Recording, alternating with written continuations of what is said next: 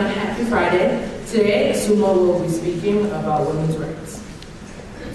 March 8th, last Thursday, was International Women's Day.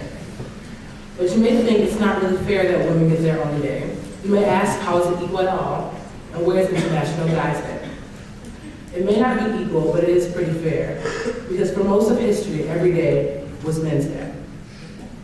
Women's rights is one of the least talked about, although it is one of very important, seeing as it concerns half of its population. A word central to the women's rights movement is the F word, feminism.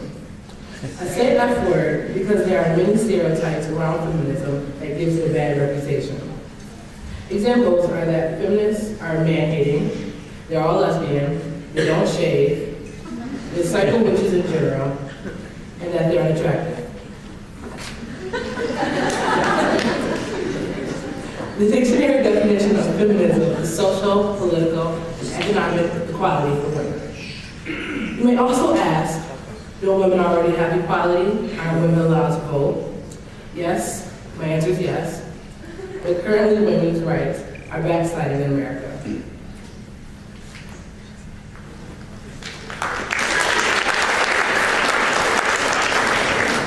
Economically, women do not make as much as men do, even though more women attend college.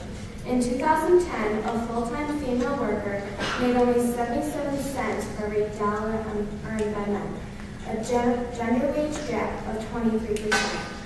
Women, on average, earn less than men in virtually every single occupation for which there is a sufficient earnings data for both men and women to calculate an earnings ratio, founded by the Institute for Women's Policy Research.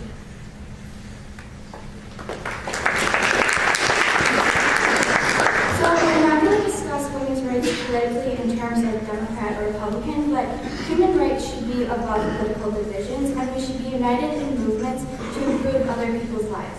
Last month, the House of Representatives debated birth control coverage in women's health care plans. One of America's biggest prides in its democracy and representative government, yet women were not represented in the first panel of witnesses. This is especially distressing because it was a debate about women's health care without women.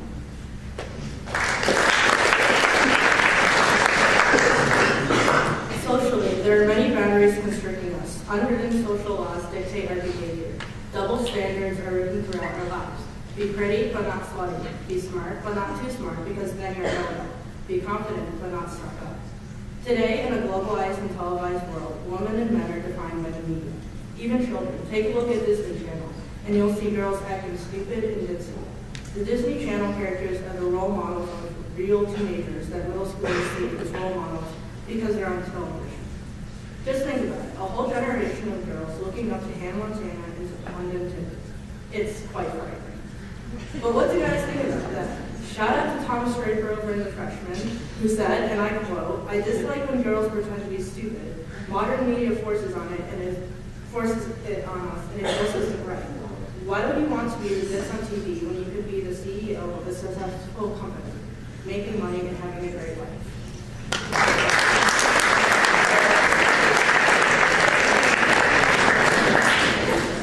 So men are also restricted by society's unwritten laws. The idea of conforming to society does not just occur with women. The ideal guy has been warped due to many images we see every day, pictures in magazines, on television, and even celebrities.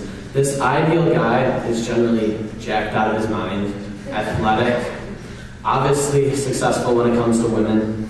These are all the things that we have come to expect and or strive for as men living in this society. And these social standards that are unwritten rules, such as guys should never cry and should always be the main breadwinner in a family, have a girlfriend, these are all things that we accept every day. Not really go further to ask maybe why, or am I doing this for me, or am I doing this just because it's what's accepted? I'm not mounting a revolution. I'm merely trying to spread awareness. I'm not condemning sports or people that work out. If you want to be jacked, that's fine. It's something to strive for. But at the same time, just make sure that you're asking why, and remember that there's nothing wrong and that the only thing that needs fixing is society.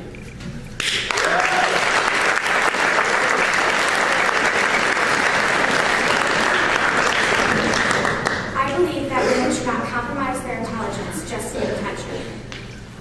And I believe that women should not be viewed as weaker simply because they are women.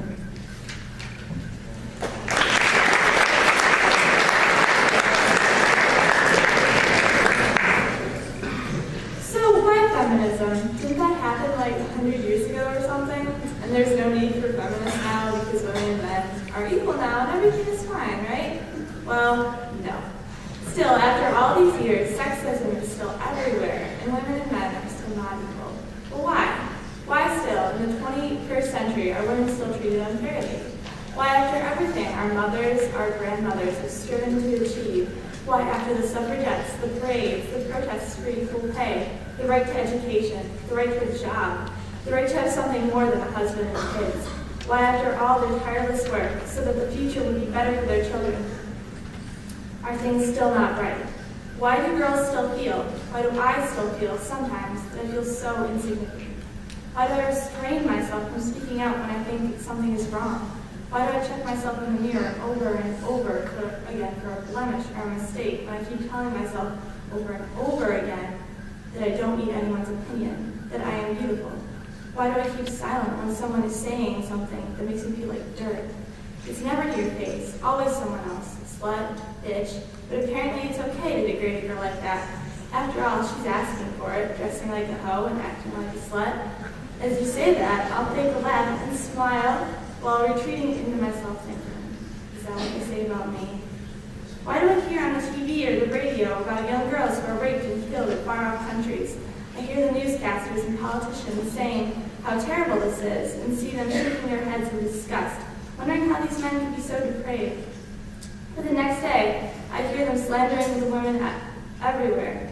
If they're not pretty, they're dykes. If they're too pretty, they're sluts or whores. If they speak their mind, they're stupid bitches. Why do I see so many girls doing anything to get a man? Is it so important that you are completely willing to give your self-respect, your self-love, to a guy who doesn't love you back? Why do I have to worry about people judging my body? Why is that the first thing people evaluate about you? Why do I judge others' bodies? Am I so insecure about myself that I have to put you down with terrible words just so I can feel better? Doesn't anyone care about the A I got in math or the hundreds of hours of community service that I did this year? What? No? I'm ugly? I'm fat? Wow, thank you so much for pointing out that crucial piece of information. Now I can spend the rest of my life trying to fix what I thought was fine, forever hurting and hating myself, all because I was told I was ugly, I wasn't worthy. I was told that all I had were my books, that nothing else I had was important, and I had failed at the one thing I could be. If I could say if we could say everything on our minds, we'd be here all day. So I'll finish our thoughts with this. I'm angry. I'm a woman, and I'm going to